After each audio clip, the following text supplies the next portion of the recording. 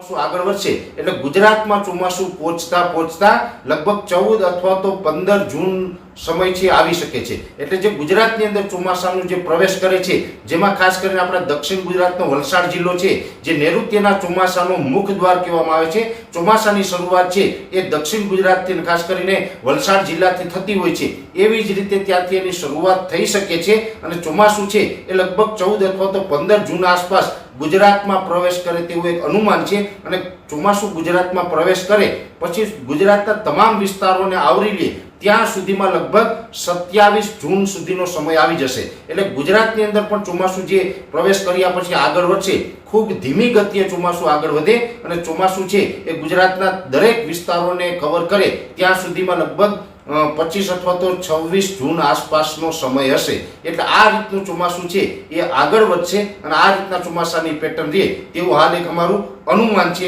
પણ એકંદરે ચોમાસું કદાચ 1-2 દિવસ આગળ પાછળ રહી શકે, પણ ચોમાસું છે એ 2024નું ચોમાસું છે એ તમામ પેરામીટરોને આધારે અમે જોવા જઈએ તો ખૂબ સારું ચોમાસું રહેવાનું છે। એટલે ચોમાસા બાબતે કોઈ ચિંતા કરવાની જરૂર નથી।